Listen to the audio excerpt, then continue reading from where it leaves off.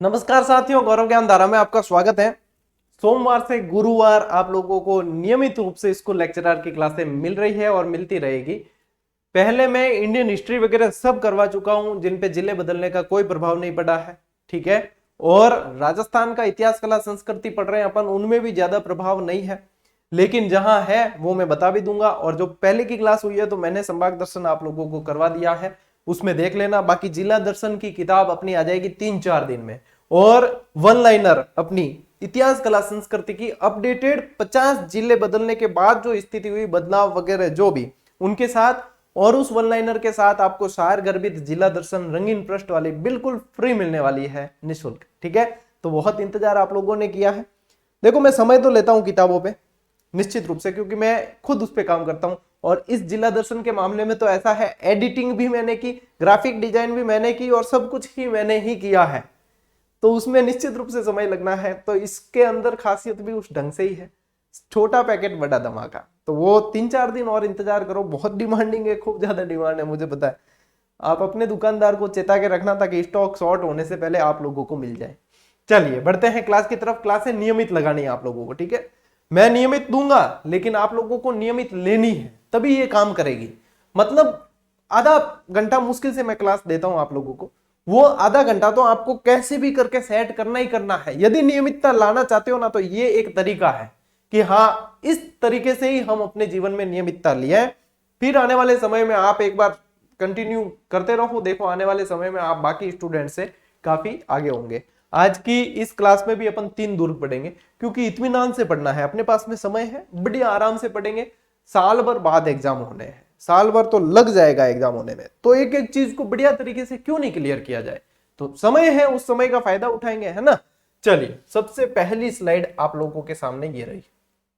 अच्छा, ये पार्ट 3 है, 2 पार्ट में पहले करवा चुका हूं, ये पार्ट 3 है, और अपनी स्कूल लेक्चरर बैच की ये 56वीं क्लास है। कई सारे विद्यार्थी पूछते हैं कि सर आपका कोर्स खरीदना है, कहां से खरीदे। मेरा कोर्स खरीद ही नहीं सकता कोई, क्योंकि मैं कोर्स बेचता ही नहीं हूं। किताबें खरीद सकते हो, टेस्ट सीरीज खरीद सकते हो, मेरी क्लासें बिकाऊ नहीं है, वो खरीदी नहीं जा सकती। वो यूट्यूब पर सभी विद्यार्थियों के लिए निःशुल्क उपलब्ध रहती है और रहेगी। सारी प्लेलिस्ट बन रखी है, नंबर वाइज वहां से देखनी शुरू करो, ठीक है। चलो आओ, आज आपको जोधपुर घुमाए। अब आपको लगेगा ऐसा कि आप वास्तव में खुद ही जोधपुर घूम रहे हो। कारण क्या है, जब मैं जोधपुर गया था तो मैंने वहां के बहुत सारे ऐतिहासिक फोटो ले लिए थे, और मैंने आप लोगों को उसी समय टेलीग्राम पे भेजे भी थे कि भैया ये देख लो, ये यहाँ या ये चीजें हैं। और जब अपन दुर्ग पढ़ रहे हैं तो निश्चित रूप से उनको शामिल किया है मैंने, ताकि एक एक चीज को जो मैंने खुद अपनी आंखों से देखा है वो मैं आप लोगों को बताऊं। और जोधपुर का तो मैंने शायद एक वीडियो बनाया भी था, जोधपुर का पूरा ही आपको, श्रृंगार चौकी वगैरह तो मैंने रूबरू दिखाई थी पूरी, है ना। चलिए आओ, सबसे पहली चीज कि जोधपुर का जो किला है, उस किले का नाम क्या है। उस किले का नाम है मेहरानगढ़। मैं एक एक चीज बेसिक से ही चल रहा हूं, ठीक है। एक एक चीज आप लोगों को भी ये समझना है कि आपका पात्र खाली है, तभी ये चीजें आप लोगों के स्थायी हो पाएगी।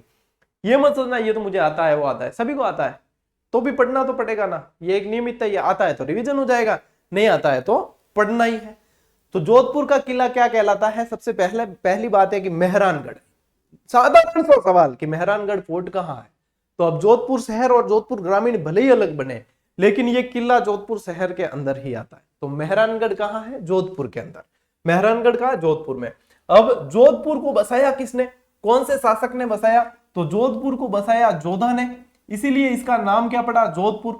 जोधपुर को बसाया है 1459 में, और उसी समय इस किले का भी निर्माण करवाया।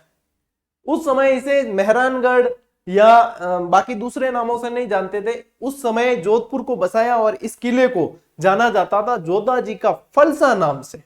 क्या कहा जाता था, जोधा जी का फलसा। जब अपन जोधपुर किले के अंदर एंटर करते हैं तो वहां पे सीधा ही यहाँ पे ये लिखा हुआ है जोधा जी का फलसा 1459 एडी, यहाँ लिख रखा है ईस्वी सन। तो इसे कहा जाता था जोधा जी का फलसा। फलसा यानी एक जो उनका क्षेत्र होता है वो है, ठीक है, गांव कुटुंब कस्बा कह सकते हो आप। तो जोधा जी के फलसा नाम से जाना जाता था। ये भी पूछ ले तो ये कहीं ना कहीं अब इस दुर्ग का आप कह सकते हो कि एक तरीके से उपनाम है, ठीक है। यहां तक क्लियर, एक एक चीज क्लियर करो, याद करो, आगे बढ़ो, बस सिंपल पैटर्न है बिल्कुल। आओ आगे। तो निर्माण कब है, 1459। देखो, 2 ऐसी जगह है जहां पे आपको 59 याद करना पड़ता है। यानी 59। एक के आगे 14 लगता है, एक के आगे 15 लगता है। जिसके आगे 14 लगता है उसे बसाया राव जोधा ने, यानी कि जोधपुर है। और जिसके आगे 15 लगता है उसे बसाया राणा उदय सिंह ने, इसलिए वो क्या है, उदयपुर। तो उदयपुर है 1559 और 1459 में है आपके जोधपुर। ठीक है, 100 साल का अंतर है। अब पूछे बात कि जोधपुर के अंदर पहाड़ी या पठार कौन सा था जिसपे ये दुर्ग बना है, क्योंकि ज्यादातर दुर्ग जो है वो गिरी दुर्ग की श्रेणी में आते हैं अपने यहाँ पे। तो जोधपुर के अंदर जो पठार या पहाड़ी कह सकते हैं आप, ये है चिड़ियाटूंग पहाड़ी। अब ये छोटी सी पहाड़ी है वैसे, लेकिन इसका नाम चिड़ियाटूंग इसलिए पड़ा है कि यहाँ पे एक संत महात्मा तपस्या करते थे जिनका नाम था चिड़ियानाथ जी महाराज। ये नाम किस कारण पड़ा है, क्योंकि यहाँ पे एक महात्मा थे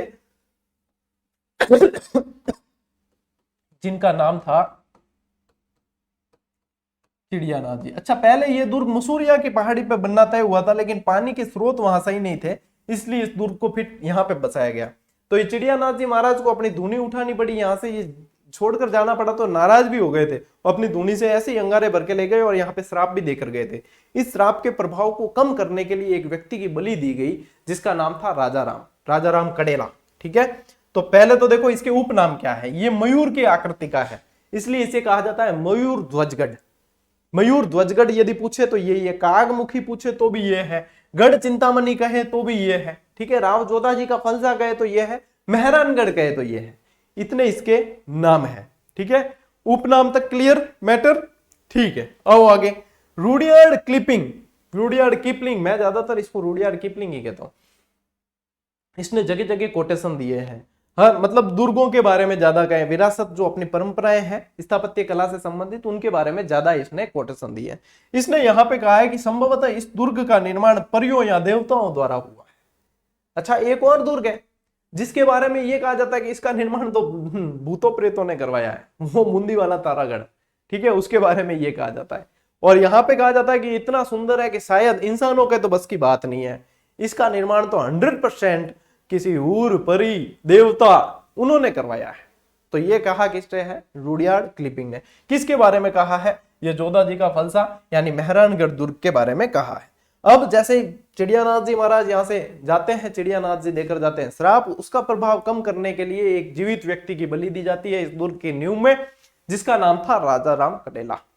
राजा राम नामक व्यक्ति की यहाँ पे बलि दी जाती है। और आप ये जो स्मृति देख पा रहे हो, ये स्मृति चिन्ह देख पा रहे हो, ये वही स्थान है जहां इसके नीचे राजा राम की यहाँ पे मतलब बलि दी गई थी। और वहां पे ये अब ये बना रखा है, सिल खाना आप बोल सकते हो, इसको नक्कार खाना कहते हैं, यहाँ पे एक बना रखा है।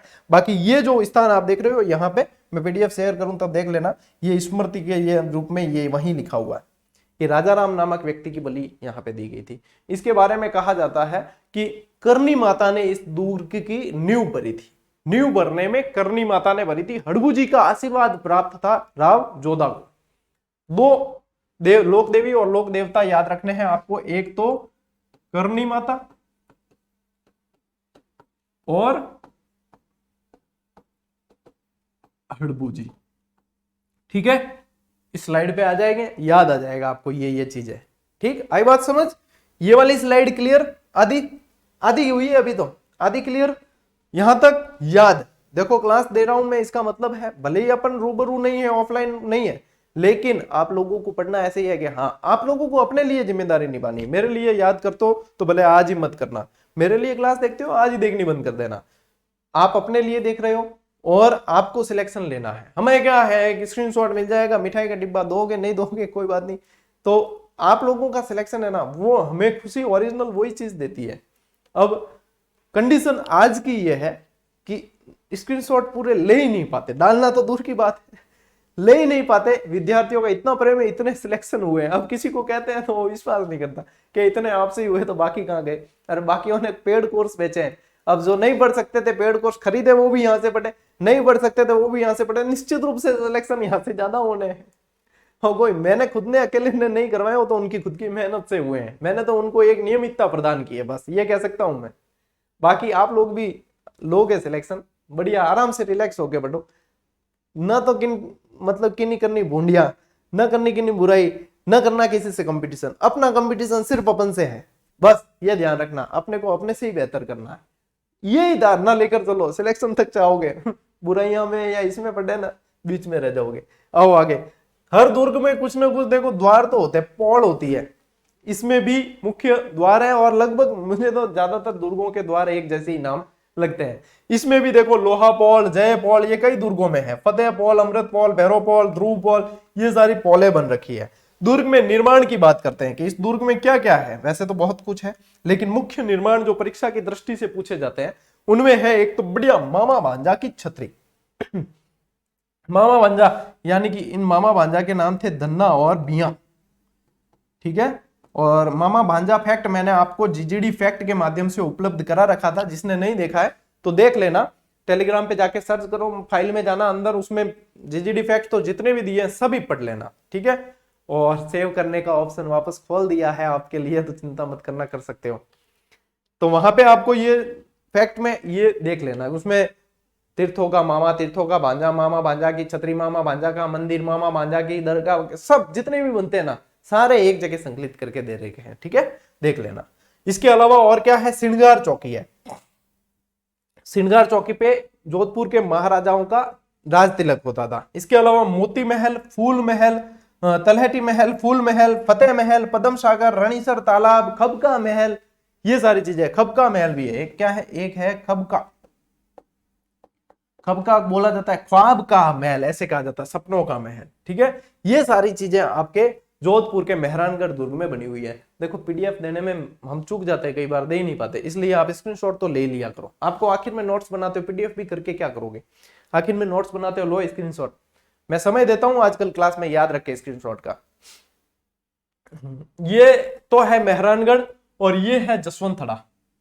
ये जो है ना जसवंतथड़ा, सरदार सिंह ने निर्माण करवाया था, ठीक है। ये मेहरानगढ़, इसी की तलहटी में ये बना हुआ है जसवंतथड़ा।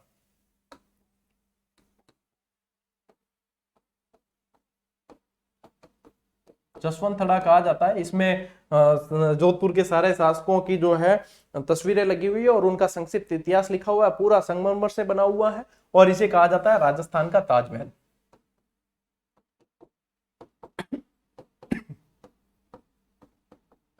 कब निर्माण हुआ बताओ, 1906 में हुआ है कि नहीं हुआ, कमेंट करके बताओ कि हाँ निर्माण इसका 1906 में है कि नहीं है।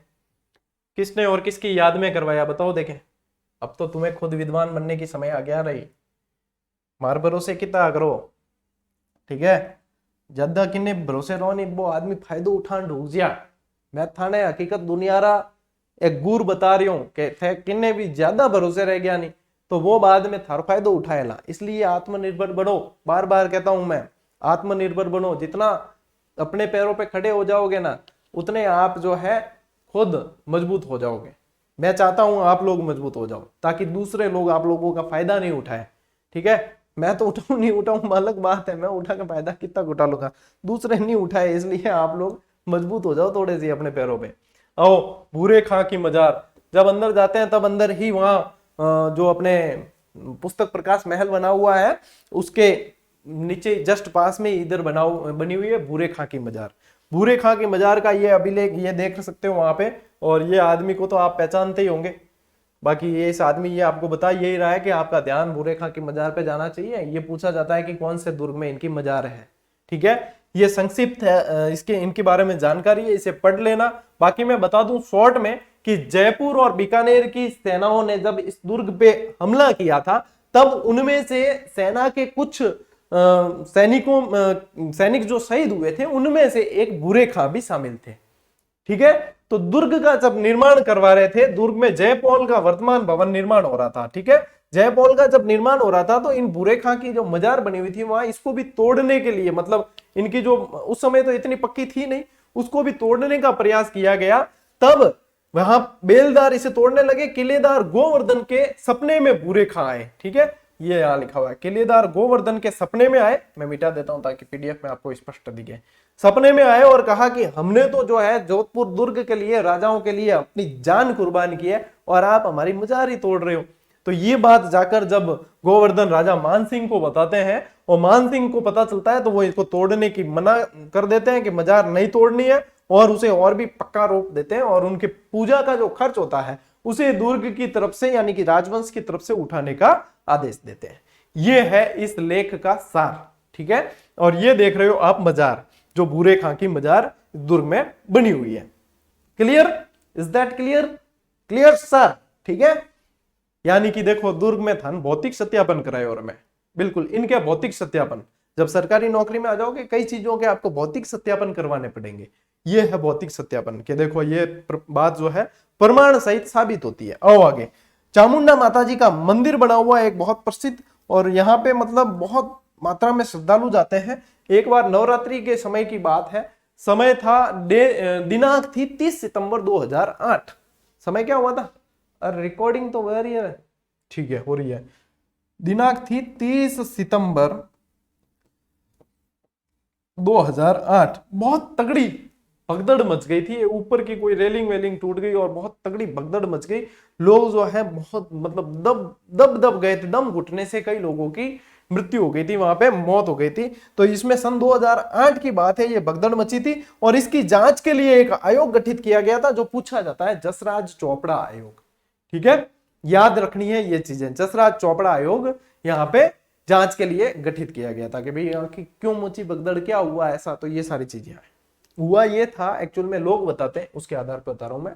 हुआ ये था कि नारियल चढ़ते हैं, ठीक है, कहीं भी मंदिर में नारियल चढ़ाते हैं, तो नारियल जो है फोड़ने की एक निश्चित स्थान होता है, लेकिन कुछ लोग जो होते हैं कहीं भी देवी के मंदिर के जस्ट सामने या ऐसे वहां पे फोड़ देते हैं। नारियल के पानी से कुछ लोग वहां स्लिप हुए और इसी तरीके से भगदड़ मच गई। ये कुछ लोग वहां से बताते हैं, जो अपडेट निकल के आई थी भगदड़ मचने के पीछे कारण ये था ओरिजिनल, ठीक है, बताते हैं अलग अलग कारण। मेहरानगढ़ दुर्ग की प्रमुख तोपें, यहाँ तोपें बहुत बढ़िया है। और ये जो तोप आप देख पा रहे हो इसका नाम है कड़क बिजली। इसकी खासियत है कि ये गाणेराव में बनी हुई है। क्या? गाणेराव में बनवाई हुई है, इसलिए स्पेशल फोटो लिया मैंने। देखो गाणेराव की कोई चीज दिखेगी तो दिखती बात है, मैं तो लूंगा फोटो। तो ये अजीत सिंह जी ने गाणेराव से बनवाई थी, ये याद रख लेना।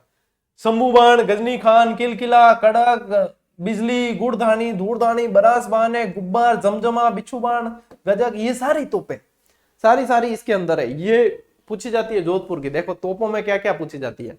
जोधपुर की पूछी जाती है, एक जय बाण पूछी जाती है, एक हुणहुंकार पूछी जाती है। ये कुछ खास ही है जो अलग अलग दुर्गों में तोपें पूछी जाती है, ठीक है। तो इसमें से ये तोप प्रसिद्ध है। इसके अलावा दुर्ग में सूरी खां मस्जिद, ठीक है, ये सूरी खां मस्जिद है ना, ये बनवाई शेर शाह सूरी ने।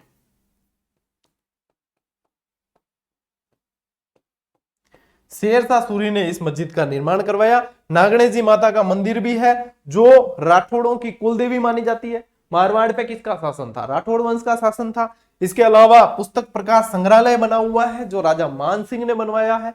पुस्तक प्रकाश संग्रहालय किसने? राजा मान सिंह ने बनवाया है। ये सारी जानकारी आप लोगों को ध्यान में रखनी है, ठीक है। इस स्लाइड को काम पूरा होगा, ले स्क्रीनशॉट, आगे बढ़ा ले लिया, चलो आओ आगे। आप देखो ये फोटो देख लो थोड़ा सा, मतलब स्लाइड अच्छी दिखती है और थोड़ा सा रिवीजन सा हो जाएगा। निर्माण कौन किसने करवाया? राव जोधा ने करवाया है 1459 में। चिड़िया टूंग पहाड़ी, मयूर ध्वजगढ़, यहां मधुर आ गया, मयूर ध्वजगढ़ कहा जाता है। गढ़ चिंतामणि, सूर्यगढ़, कागमुखी, ये नाम है सारे। नरबली दी गई थी राजाराम कडेला, केडला लिखा हुआ है यहाँ, राजाराम कडेला। इसके बारे में रुडियार्ड किपलिंग ने क्या कहा? इसका निर्माण शायद परियों या फरिश्तों द्वारा किया गया है, ठीक है, समझ आ गई। ओके, अब कुछ अच्छी और काम की चीज याद करवाई जाए। श्रृंगार चौकी। चौकी का मतलब क्या होता है? चौकी यानी कि सिंहासन है कोई, सिंहासन को कहते हैं वैसे तख्त। तो यहां पे लिखो तख्त। निर्माण किसने करवाया? क्लियर है कि नहीं है? निर्माण किसने करवाया श्रृंगार चौकी का? तख्त सिंह ने करवाया। यहां पे राज तिलक होता है जोधपुर के शासकों का। फूल महल, फूल को देखो किसी का भय नहीं होता, कांटों का भय नहीं होता, तभी तो कांटों के बीच में भी उग जाता है। जिसको किसी का भय नहीं उसे कहेंगे अभय, ठीक है। निर्माण किसने करवाया? अभय सिंह। मोती महल और तलहटी महल, ठीक है। मोती महल और तलहटी महल में आपको एक ही नाम याद रखना है, दोनों में सूर सिंह, दोनों में सूर सिंह। दोनों के अंदर, मोती महल और तलहटी महल दोनों में सूर सिंह। फतेह, फतेह का मतलब क्या होता है? जीत। फतेह का मतलब क्या होता है? जीत। आगे लगाओ अजीत सिंह। अजीत सिंह याद रखने तरीको यार भाई थे, अगर जिजड़ी हूं क्लास लो तो याद करानी तुम्हारी जिम्मेदारी है। तो अजीत सिंह, ठीक है। रणीसर तालाब और पद्म सागर तालाब जोधपुर के अंदर बने हुए हैं, दुर्ग के अंदर। तो ये जो है ना रणीसर तालाब, ये तो बनवाया है राव जोधा की रानी जसमादे ने, रानी जसमादे। और ये बनवाया है राव गंगा की रानी पद्मावती ने। अब मैंने शॉर्ट में लिखा है, आप लोगों को लिखना है कि पद्म सागर तालाब राव गंगा की पत्नी पद्मावती ने, रणीसर तालाब जो है ये राव जोधा की पत्नी जसमादे ने, ठीक है, रानी जी। अब लियो स्क्रीनशॉट है, याद करा दिया था, ठीक है, सारा का सारा लियो स्क्रीनशॉट लियो।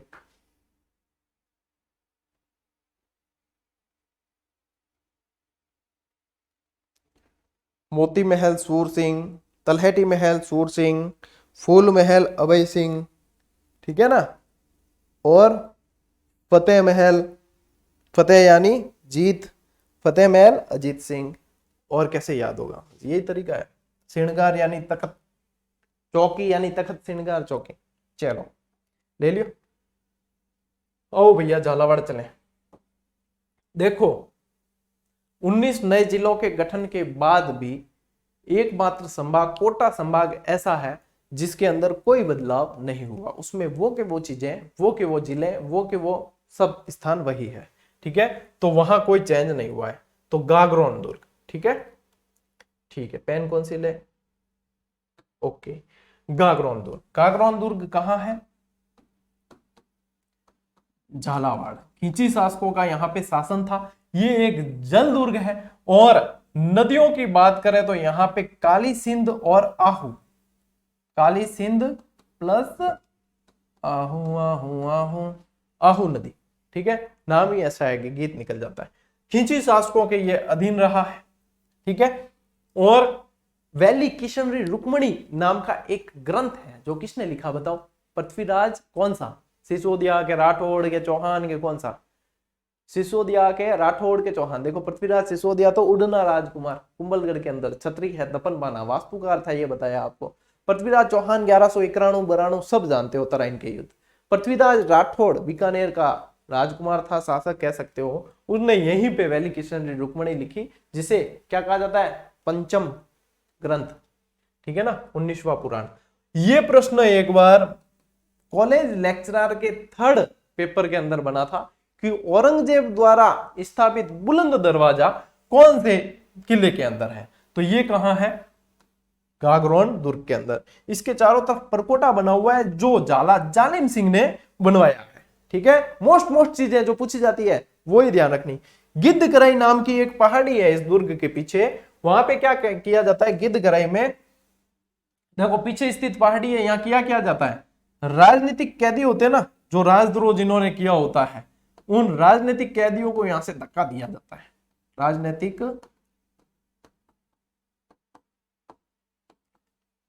कैदियों को धक्का दे दिया जाता है। क्यों दे रहे? कि राजद्रोह करियो यानी कि मौत की सजा, सजाए मौत, ठीक है। न तो गिलोटिन पे चढ़ाया जाता है, गिलोटिन तो गर्दन काटने वाली वो मशीन आती है, न फांसी दी जाती है, फांसी के तख्त पे चढ़ाया जाता है, न गोली मारी जाती है। यहाँ तो गिद्धकराई से ऊपर से टिकाया जाता है, फिर बाद में आके गिद्ध खाते हैं, ठीक है। तो इस पहाड़ी को कहते हैं गिद्धकराई, ठीक, ये ध्यान में रखना है। अब देखो ये जो किला है एकमात्र राजस्थान का ऐसा कह सकते हो जो सीधा बिना नींव के है। कैसा है? कैसा किला है? बिना नींव, सीधा जो है पहाड़ी पर खड़ा दुर्ग है, ठीक है, ये भी ध्यान रखना है। आगे आओ, ठीक है। यहां पे दो साके हुए हैं। साका क्या होता है ये तो पता है ना, केसरिया प्लस जौहर। जौहर महिलाओं का रोल होता है, केसरिया पुरुषों का रोल होता है। होता क्या है? बलिदान देना है अपना, ठीक है ना, मौत का वर्ण करना है, यानी मौत को स्वीकार करना है, ठीक है। ये साके एक तो हुआ 1423, एक हुआ 1444। 1423 में हुआ अचलदास खींची। इस समय इन्होंने पहलानसी, जो ये अगले में पालनसी है, इनको जंगलों में भेज दिया, यहां से पलायन करवाया था। फिर बाद में यहाँ पे 1444 में पालन सिंह के समय में ये शाखा होता है। पहले में जो विदेशी आक्रांता था वो होशंग शाह था, ठीक है। दूसरे में मालवा का महमूद खिलजी था। पहले में होशंग शाह था, दूसरे में ये था, ठीक है। चलिए इसके जो है उपनाम वो देखो, इसे डोड़गढ़, डोडा राजपूत द्वारा परमारों द्वारा बनाया हुआ गढ़ था। डोड़गढ़, गरगराटपुर, दूलरगढ़, इन सब नामों से जाना जाता है। काली सिंध और आहू के किनारे बिना नींव के चट्टान पर है और इसके अंदर संत मीठे शाह की दरगाह है और संत पीपा की छतरी है। संत पीपा की गुफा कहाँ है? टोडा केकड़ी, अब टोंक में नहीं, टोडा केकड़ी। संत पीपा का मंदिर कहाँ है? समदड़ी बालोतरा, अब बाड़मेर नहीं, समदड़ी बालोतरा के अंदर, ठीक है। ये सारी चीजें आपको जिला दर्शन जो मिलने वाली है ना, की पॉइंट के रूप में मिलेगा। जो जो स्थान बदले हैं क्विक रिवीजन, ठीक है ना, बिल्कुल कुंजी है सफलता की। आराम से पढ़ोगे और आनंद आएगा आप लोगों को, देखने को भी मिलेगी चीजें, ये दुर्गों के चित्र वित्र, तो एक मतलब इतना इंटरेस्ट जाग जाता है। आप उस जिला दर्शन से मात्र 5 से 7 दिन में पूरे अपडेट हो जाओगे, सारे के सारे मौज करोगे एकदम। तो ये सारे के सारे आप स्क्रीनशॉट लो, अपन बढ़ते हैं आगे। ले लिया स्क्रीनशॉट में फुर्ती रखना। हाँ, अब आए अपन जयगढ़। भाई राजधानी वाले किले पे गए जयगढ़। जयगढ़ में तो इंदिरा गांधी ने खुदाई करवाई थी पूरी, और उस समय के लोग कहते भी है कि इंदिरा गांधी ने यहां से, देखो मैं नहीं कह रहा हूं, उस समय सुनी हुई बातें हैं मैंने तो, ठीक है ना, मैं सुनता बहुत हूं। उस समय कहते हैं कि इंदिरा गांधी ने जयपुर से और दिल्ली तक का रास्ता जाम करवा दिया था और पता नहीं कितने ट्रक यहां से पार किए थे, ये कहते हैं। अब पता नहीं कितनी सच्चाई है, क्योंकि सोने से भरे हुए थे, खजाना ढूंढा था और खुदाई करवाई थी, खजाना निकला भी था, ऐसे बताते हैं। बताओ देखें आप लोग, क्या आप लोगों ने भी ये सुना है क्या? सच्चाई है क्या इसमें? बताओ भाई, थे विद्वान हो सर, ठीक है। जयगढ़ का किला देखो, निर्माण शुरू करवाया है इसका मान सिंह ने और पुनः निर्माण करवाया है जय सिंह ने। देखो निर्माण, एक चीज समझो, निर्माण शुरू करवाया मान सिंह ने, निर्माण पूरा करवाया मिर्जा जय सिंह ने, और पुनः निर्माण करवाया सवाई जय सिंह ने। मिर्जा जय सिंह और Sawai Jai Singh back to back आते हैं शासक, एक बीच में है लेकिन बैक टू बैक ही गिना जाता है। लेकिन यहाँ पे इनके बहुत रोल है भाई। कछवा वंश पढ़ते हो, उसमें पढ़ने लायक क्या है? मान सिंह, मिर्जा जय सिंह, सवाई जय सिंह, प्रताप सिंह, और यही है बस। ज्यादातर तो ये इनमें से ही प्रश्न बनते हैं ज्यादातर खींचतान के। और राम सिंह, निर्माण राम सिंह ने खूब करवाए, ठीक है ना। भारत का एकमात्र किला जिसमें तोप डालने का एशिया का सबसे बड़ा कारखाना था, मतलब दुर्ग के अंदर ही तोपें बनाई जाती थी। अब दुर्ग के अंदर ही व्यवस्था है तो ये कोई धारे है क्या भाई? जिन्हें मतलब यूं मान लो कि किन्हें घरे नोट छापने री मशीन है, तो वो कोई धार ही क्या, वो कोई लिमिट रखे क्या अपर लिमिट रखा के हाँ कि नहीं इतना ही छापना, अरे छापो आड़े कट, यू ही सिस्टम है भाई। घरों माल है और वो तरीको यही करियो कि जय बाण तोप बनाई के बनाओ, जितनी बड़ी बन सकती है, अपने कहीं शिफ्ट थोड़ी करनी है, अपने खुद के दुर्ग में तोप डालने का कारखाना बनाओ, जोर लगाओ, कितनी बना सकते हो। सबसे बड़ी तोप बना दी एशिया की, सबसे बड़ी ऐसी बनाई कि एक बार ही उसके गोले का फायर किया जिसमें पता नहीं कितने तो पशु पक्षी और इंसानों के गर्भपात हो गए, महिलाओं के गर्भपात हो गए उसकी आवाज से, और पता नहीं कितने लोग जो है उनको सुनने की समस्या हो गई, बोला होगा, ठीक है ना, बहरे जिसको कहा जाता है। इतने खतरनाक तोप बने। तो यूं है कि कभी भी घर का माल हो ना, तो इसलिए उसमें भी थोड़ी सी लिमिट रख लेनी चाहिए। चलो ये तो याद कराने के लिए किया, बाकी उपलब्धि है, सबसे बड़ी तोप रखी है ना। एशिया की सबसे बड़ी तोप जय बाण रखी हुई है, बनाई भी यही है। अब आओ मुद्दे पे, उपनाम। इसे चिल्ह का टीला कहा जाता है, चिल्ह की पहाड़ी पर बना हुआ ऐसे कहा जाता है। इसे संकट मोचक दुर्ग भी कहा जाता है। निर्माण पूर्ण किसने करवाया और पुनर्निर्माण, ये सारी चीजें मैंने आप लोगों को बता दी। दरवाजे डूंगर रवनी ब्याह, ऐसे याद रखो कि किसी के टाबरों के नाम याद रख रहे हो, है ना। क्या आप रे कितना टाबर है? मेरे 3 ऐसा क्या क्या नाम है? क्या एक तो डूंगरियो है, एक भैरू है और एक अवनी है। दो तो टावर है, एक बच्ची है, ठीक है। डूंगर अवनी भैरू क्या जय हो, क्या जय हो, 3 टावर है, डूंगर अवनी भैरू जय हो। जयगढ़ के अंदर दिया बुर्ज, यहाँ पे जो बुर्ज होते हैं अलग अलग ऊंची ऊंची मीनारें होती हैं, स्तंभ बनाए जाते हैं, बुर्ज होते हैं। उनमें से सबसे ऊंचा बुर्ज दिया बुर्ज है और ये 7 मंजिला, इसे 7 मंजिला प्रकाश स्तंभ भी कहा जाता है। और दुर्ग के अंदर बने बुर्जों में सबसे बड़ा बुर्ज है, 7 मंजिला प्रकाश स्तंभ कहा जाता है। और दुर्ग के मतलब ऊपर से वहां से शत्रु सेना आक्रमण कर रही है कि नहीं कर रही वो देखने के लिए इसका बहुत उपयोग किया जाता था। जयगढ़ दुर्ग की बात हो रही है, ठीक है। एशिया की सबसे बड़ी तोप जयबाण तोप। अन्य तोपें सवाई जयसिंह ने बनवाई थी, ठीक है। अन्य तोपें रणचंडी, भैरवी, कड़क बिजली, ठीक है। ये देखो कड़क बिजली इसमें भी है। 1975 के आसपास इंदिरा गांधी यानी तत्कालीन पीएम इंदिरा गांधी ने खजाने की खोज में यहाँ खुदाई भी करवाई थी, ठीक है। तो ये ऐसा दुर्ग है जिसको बहुत मतलब खोदा गया अंदर तक। लो स्क्रीनशॉट लो, प्रस्थान जयबाण बताऊं मैं भाई, जयगढ़ पढ़ रहे हैं और जयबाण नहीं पढ़े, और जयबाण बताऊंगा भी कैसे। देखो विद शिलालेख, ओरिजिनल शिलालेख देखने को मिल जाए क्लास में। हमारे समय तो मतलब हम कंपटीशन की तैयारी करते थे तो ऐसी सुविधाएं नहीं थी कि ये चीजें। बाकी अब देखो पढ़ने का इंटरेस्ट कितना जागता है बच्चों का। भाई एक टीचर क्या नहीं करता आप लोगों के लिए, ठीक है। सब कुछ करने की कोशिश करते हैं। भैया कैसे याद होगा आप लोगों को, ऑथेंटिक चीजें बताई जाए आप लोगों को। इस कलेक्शन में समय तो लगता है, ये स्लाइडें बनाने में समय तो लगता है, तो सीरियसली लिया करो थोड़ा सा। आपका सिलेक्शन होगा, हमें भी खुशी मिलेगी, लेकिन आपको तो मिलेगी, आपको तो जिंदगी भर की रोटी मिलेगी, ठीक है। चलिए तो देखो ये जयबाण तोप है। सबसे पहले मेन चीजें क्या है, इसका नाम जयबाण तोप 1720 में जयपुर किले के प्रशासक जय सिंह द्वितीय द्वारा, ठीक है, यानी शासक जय सिंह द्वितीय द्वारा बनाएगी जयबाण यहां बनाई। जब इसका टेस्ट फायर हुआ, मतलब टेस्ट फायर ही किया, दुश्मनों पे तो दागने का काम पड़ा ही नहीं, टेस्टिंग फायर हुआ है कि भाई कोई चीज बनी है तो उसको चलाकर देखा तो जाए कि कैसी है। एक बार खाली टेस्ट फायर में ही है, धुआं छोड़ा दिया, टेस्ट फायर किया। इसका गोला 35 किलोमीटर दूर चाकसू गांव में जाकर गिरा है, जहां पे एक तालाब बन गया जिसका नाम है गोरेलाव तालाब। मतलब जहां पे गोला गिरा है वहां तालाब ही बन गया, पूरा गोरेलाव तालाब बना है, ठीक है। ये देखो ये, अब देखो इसकी और विशेषताएं क्या क्या थी, ये तो हुई इन शॉर्ट में जानकारी कि इतनी इसमें क्या खासियत थी जो ये इस तरीके से। अब मैं देखो डिटेल आपको इसलिए पढ़ा रहा हूं क्योंकि अपन को पता है कि ये टाइम जो है बढ़िया अच्छे से हर चीज आप ध्यान रख सकते हो।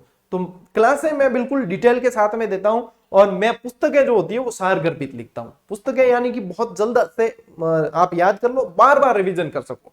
पुस्तक हमेशा मैं उस लेखन पद्धति से लिखता हूं ताकि आप मतलब 100% को मैं कभी टारगेट नहीं करता, कभी भी मैं 100% को टारगेट करता ही नहीं लेखन के मामले में। क्यों 100% को मैं टारगेट करने जाऊंगा तो मैं उस पुस्तक को ग्रंथ बना के छोड़ दूंगा, और ये मैं करता नहीं हूं। मैं टारगेट करता हूं सिर्फ 90% को। सिलेक्शन के लिए चाहिए 75-80% जो आराम से याद हो जाती है। क्यों इस 90% को रिवाइज बार बार किया जा सकता है। मूल मंत्र क्या है, क्यों इतने बच्चे वन लाइनर्स पढ़ के सिलेक्ट हो रहे हैं, क्यों हो रहे हैं, क्योंकि कंसेप्ट वो क्लास से बहुत अच्छे से क्लियर करते हैं और उनको बार बार रिवीजन करने को मिल जाती है वन लाइनर। और ये सारी चीजें देखो ये समझने वाली चीजें हैं। चलिए अब विश्व प्रसिद्ध जयबाण तोप का निर्माण सवाई जयसिंह द्वितीय के काल में 1720 के अंदर हुआ है।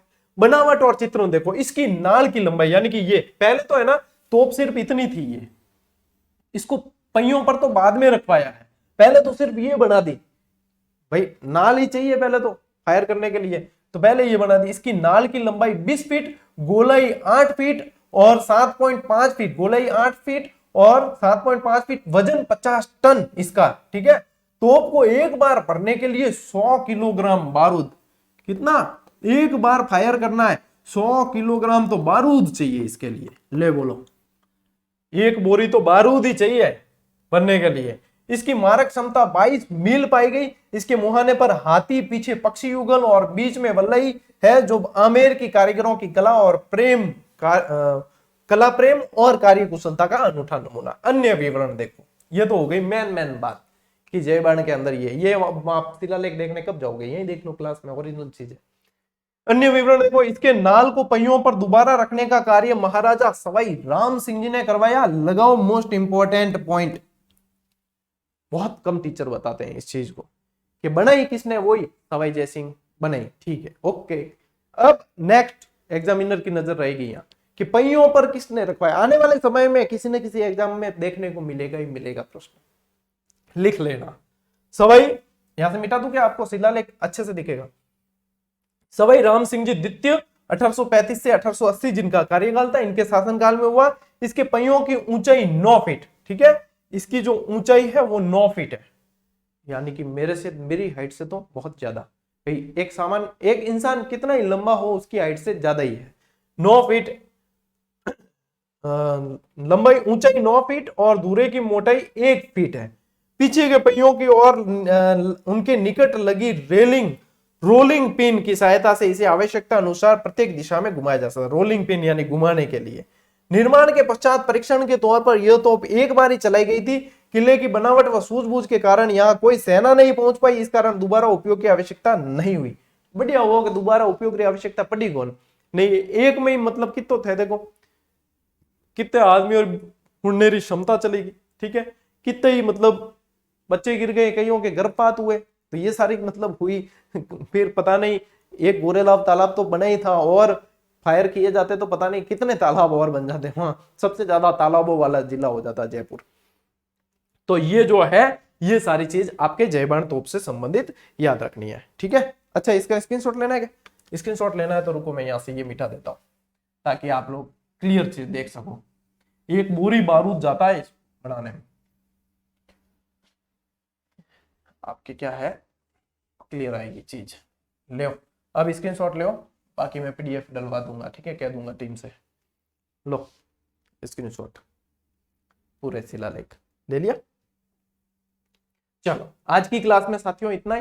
देखो एक एक दूर को व्यवस्थित पढ़ रहे हैं। अब सोमवार से अपने मंगल बुध गुरु शुक्र एक क्लास, मतलब शुक्र तो मैं काउंट कर रहा हूँ कि एक क्लास एक्स्ट्रा दे दूंगा सप्ताह में। वैसे आपको 4 कहा है, 5 दे देंगे, ठीक है। तो बढ़िया आराम से, बढ़िया आराम से पढ़ो। सारगर्भित नोट्स सारगर्भित है, लेकिन मैं जो चीज समझा रहा हूँ ना उसको देखो, याद करवा रहा हूँ, वो तरीका आपको बता रहा हूँ, ये है। आने वाले समय में आप लोगों को सिलेक्शन लेना। अभी आपके कई भाई बहन सेलेक्ट हुए हैं जिनका आपने देखा है, अप्रिशिएट किया है, बहुत उनसे प्रेरणा ली है, लेकिन अब आपको प्रेरणा का स्रोत बनना है आने वाली जो अन्य प्रतियोगी है उनके लिए। तो उसके लिए आपको सिलेक्शन लेने पड़ेंगे। सिलेक्शन के लिए क्या जरूरी है? नियमितता जरूरी है, प्रैक्टिस जरूरी है, अपनी गलतियों में सुधार करना जरूरी है, और किसी के अंदर कोई बुराई नहीं देखनी क्योंकि अपन खुद बुराइयों का पुतला है, ठीक है। किसी के अंदर कोई कमी नहीं देखनी है क्योंकि अपन खुद कमियों का पुतला ही है, अपने अंदर ही कमियां है सब। बस जो है, मैं खुद कहता हूं मेरे अंदर सैकड़ों ऐब है, मेरे अंदर सैकड़ों गलतियां हैं, मेरे अंदर सैकड़ों कमियां हैं। जब मेरे अंदर सुधार आ जाएगा तो मैं खुद ही एक बढ़िया इंसान बन जाऊंगा। बस और क्या चाहिए? सभी को ये सोच विकसित करनी है, बाकी दुनिया के तेल लेना है, ठीक है। मिलते हैं अगली क्लास में, अगले वीडियो में। तब तक के लिए राम राम, जय हिंद।